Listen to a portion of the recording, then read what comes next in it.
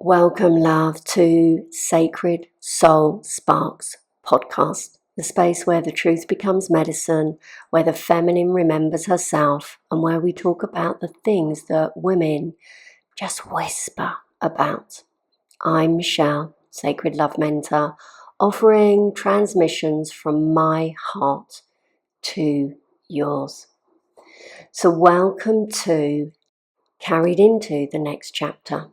There are moments in your life when something shifts before we even notice it.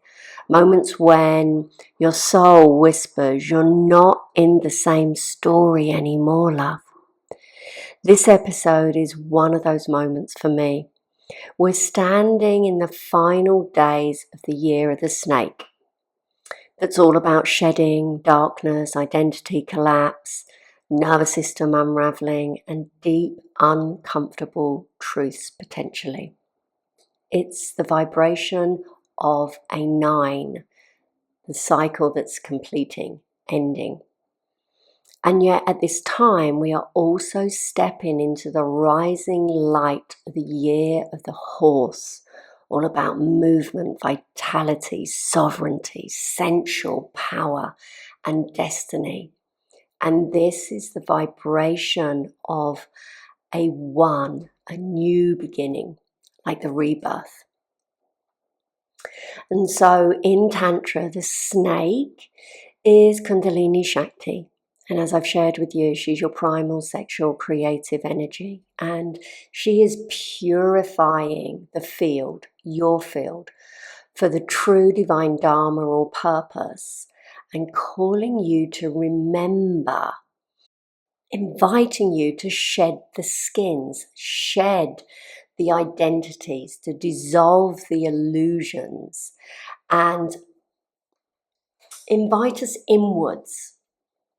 And the year of the horse that follows after this is not random.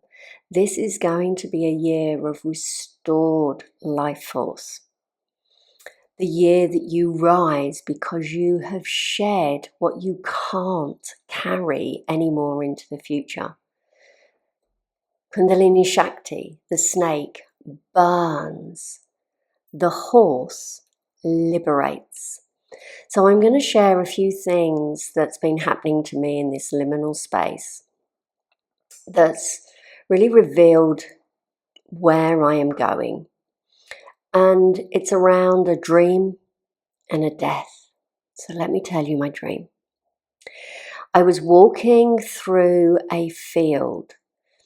I felt alone, but I knew that my husband was somewhere. And I also knew that I had to return through this field on my own. There were horses in the field and other animals. The horses, there were young ones, there were wild ones, there was older ones. And these really represent the different versions of me that I have lived through. And then I saw one horse, a chestnut stallion, strong, majestic, beautiful, and it had a saddle on. It was ready. And he started to run towards me. And my fear kind of rose, and every instinct in me said, just don't run, stay. And I did. And he was galloping towards me. And just as he reached me, my husband physically woke me up, touching my arm, saying, wake up, love, let's go for our morning walk. And it was as if life whispered to me, the next chapter is coming for you. You don't have to walk it alone. And so for me in Tantra, dreams are not random. They're initiation doorways. They show us who we are becoming before it's even happened. And the horse in my dream is Shakti, is life force, is the clarity, is the destiny. And when an animal is running towards me, it means that the future is choosing me. I want to share with you the interpretation from a more mystical, psychological perspective, the dream-speaking archetypes. And so the horse is very much Shakti in motion, that destiny embodied, the power reclaimed. And I have been in this liminal land between shedding so much and desiring to move forward, but not in the way that I have been. This is why in this autumn phase towards the end of the year, I have been so quiet on social media and my podcast. I have just wanted to be in my life with my husband, with my dogs. And this dream was really invoking the horse, the year of the horse for next year. And I really felt that this dream was a prophecy for me. So I started to begin to look into Chinese astrology, and which I know, I'm a dog sign, which is all about loyalty, devotion, truth, heart. And I'm going to share a little bit more about a dog soon. And my husband is a goat, and that emotional intuition, that steadfastness, that spiritual sensitivity. And so for me, the year of the horse, the dog, the goat, they form this triad of movement, devotion, and grounding. And so when I say that my dream was a prophecy, it's really feeling like it was a signal of the end of an era and giving way to a new era, that my life force is returning. And ultimately, God is leading. I have been saying very much to myself, let go, let God.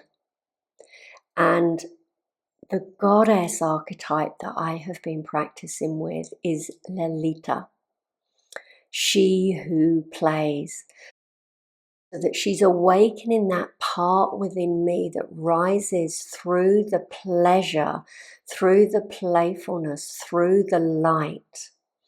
And what I've come to learn as I've sat within this liminal space is that this year is a 9. And it really is a cycle that goes back to 2017. And this was the time when I was initiated into a tantric pathway of the goddess, who is Lalita. And I can remember sitting in my guru's temple, ashram, and I have always practiced with Kali. And I was sat before the 10 wisdom goddesses, and Kali was really directing me. And I remember sitting there, and the moon was rising and the sun was setting, and her voice within me whispered, I want you to turn to Lalita. And so from my years of devotion with Kali, this fierce mother of truth and destruction, I've really felt she's walked me through this 9-year cycle, through menopause, through identity death, through burnout, through shadow work, through my marriage refinement, if you like. And all the while, Lalita's lusciousness has really been guiding me. And Lalita, in her most subtlest form, is Kundalini Shakti. And her door is the gateway into the ecstasy of the erotic that is birthing in every moment. But most turn their back. And then one morning as I sat, I think it was 2 weeks ago, I was really called to pull an oracle, and it was hers. And the one piece that really stayed with me is the dark night is ending and the golden era is coming. And my whole body knew it was true.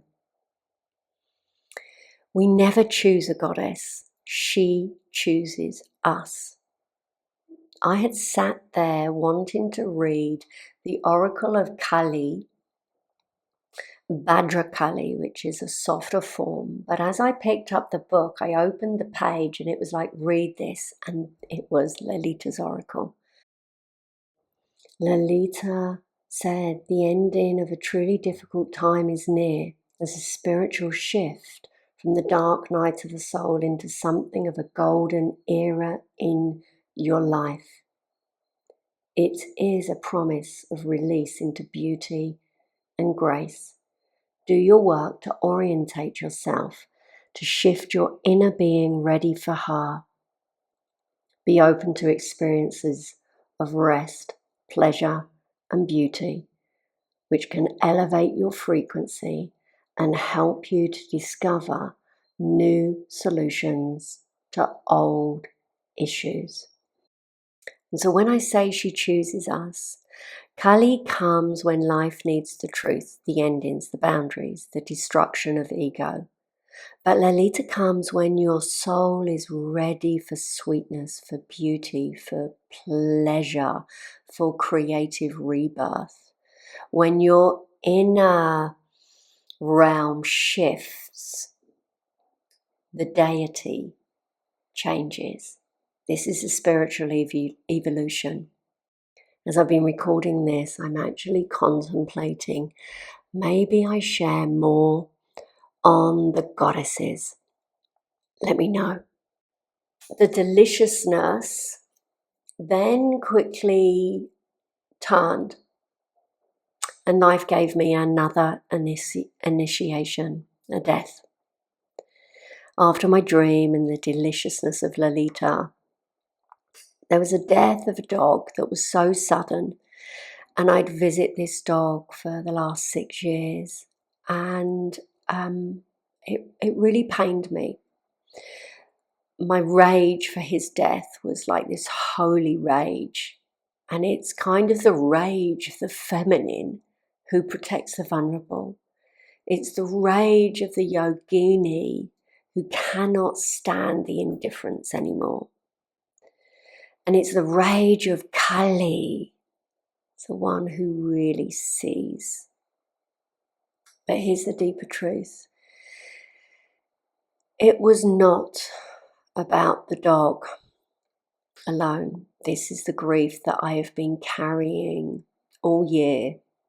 It's the grief that I've carried through menopause, and it was all finding a doorway through. The grief is not necessarily a problem. She's that intelligence. And I've really felt like I've been in this 9-year cycle, and the death is inviting me into the rebirth with Lalita. And so as I've been practicing with being with this silence, with this stillness, with not doing, but allowing myself to just be with the underworld, if you like, so that my voice, my beingness is not just for me. I've really felt that it's been for my whole lineage. And I want to share this with you. I wrote a post recently about my lineage because I am the last woman in my lineage. I didn't bear any children. And this was a lot of what my grief was about. So maybe this resonates with you too. Maybe that ache of being the last daughter in your line, or maybe you are the one here to change the ancestral pattern. And so this is for them, for our grandmothers, for our mothers, for our sisters, the sons, for the unspoken grief. This is for my grief of never birthing a daughter.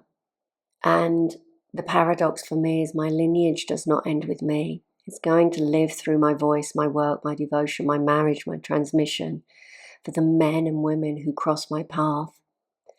And Yes, I am my mother's savage daughter and her mothers and the women before them.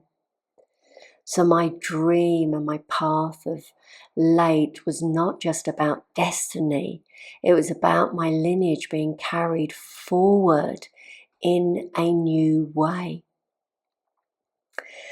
And the final piece, there's been something really unexpected that's began to rise within me, a call to work with men. And it's really come through Lolita, something that's been so quietly rising within me, that pull like a magnet, a deep knowing, a whisper to truly support men, not in the way that coaches do, not in performance or fixing or sexual gimmicks, but through initiation into presence, into devotion, into being the man who can hold the full expression of a woman, into Shiva consciousness.